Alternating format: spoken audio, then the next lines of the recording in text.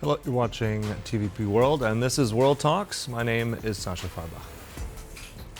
The trilateral talks between Russia, the US, and Ukraine in Abu Dhabi, initially meant to kick off this past weekend, have been rescheduled to February 4th to 5th this week. This comes as Russian attacks continue across Ukraine, and the war-torn nation experiences record low winter temperatures up to minus 30 degrees Celsius. To analyze the latest, we're now joined by Horodyskyy, Senior Fellow at the Atlantic Council. Good to have you back on TVP World. Welcome. Hello. So these talks have now been postponed. What, in your mind, is the main reason for that? Is it because of the focus on Iran by the U.S.? Is it something else? Tell us your theory. There are main version in which is present in Ukraine, discusses Ukraine, is the situation around Iran and possible strikes by the United States, which can influence all the situation in the Persian Gulf, and that's why the negotiations, trilateral negotiations, were postponed. It's a major version. Of course, there were announcements that they will anyway take place this week in Abu Dhabi. This version becomes a bit weak. Second possibilities is that both sides are testing each other in the light of this energy ceasefire, while not attacking any energy objects in Ukraine and Russia. But we don't know the exact conditions of this energy ceasefire and the exact targets which are prohibited to attack. And that's why no, so to say, obvious uh, parameters of the continuation of these negotiations from this version are not appear. And third one is that there are possibilities some more technical work on both sides in Kiev and in Moscow, which needs to be done before the next round. All right. I want to also come to this. I mean, we're seeing images right now of Miami also. Although the trilateral didn't happen, we did have senior Russian officials go to Miami, meet Kushner and Witkoff there. They were called productive meetings. Again, you mentioned that some kind of technical work needs to be done ahead of time. Now, what kind of leverage do you think the Russians have on meeting the Americans one more time before? Was this orchestrated in your mind? Does this give them an advantage? What comes out of all this? I think this is not given an advantage. Dmitry is a personal envoy of Vladimir Putin, and he brings directly to Witkov and Kushner, and they bring to Trump the messages directly from Putin. And of course, there is a track which currently is more about military situation in Abu Dhabi, and there still is some personal track between Putin and Trump, which is mediated by Dmitriev and mediated by Witkov/Kushner. And I think that Ukrainian side also has some channels, some routes to give some personal messages from Zelensky to Trump. So but they're not becoming so media covered. So this currently, there are very big questions, a lot of questions, what are going on, a lack of answers. But we see with Miami talks of Dmitry, with the possible Abu Dhabi talks this week, the process will go on. Of course, any result is ensured. Mm-hmm.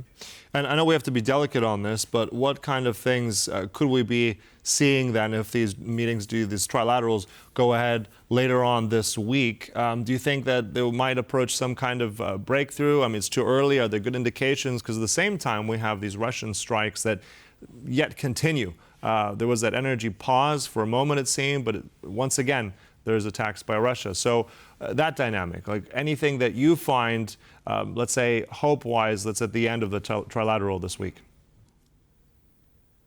Main expected breakthrough of these negotiations in Abu Dhabi, Miami, and any other place may be a possible meeting between Zelensky, Trump, Trump, Putin, or trilateral meeting between three of them.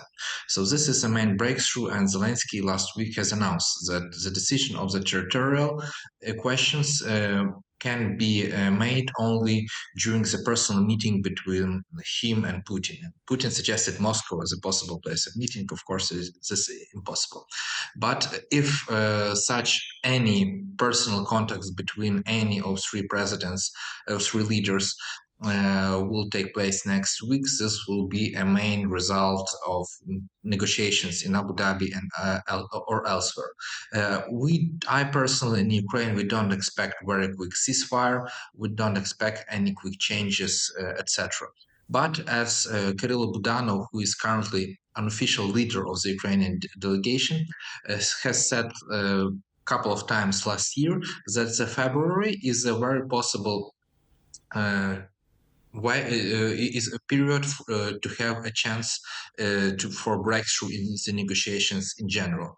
We will see how it's go on. We're only at the beginning of the February. Situation in Ukraine is very hard, weather is very cold, and Russia definitely will take this chance to press on Ukraine and the Ukrainian society. Mm-hmm.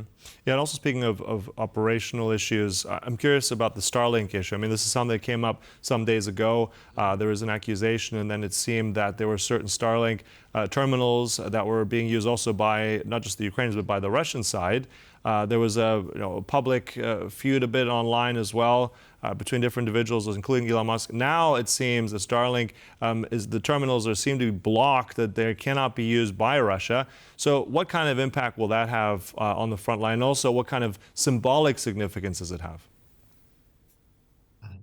Starlink in this war is the main source of connections, internet connections, and other types of connections on the front line for both sides. For many, Ukrainians were pioneers in using Starlinks, but Russians very quickly have adopted this technology to their own needs.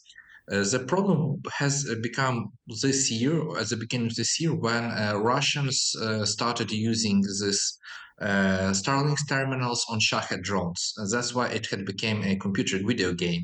So they were in real time positioning them and deciding what target should be targeted, etc.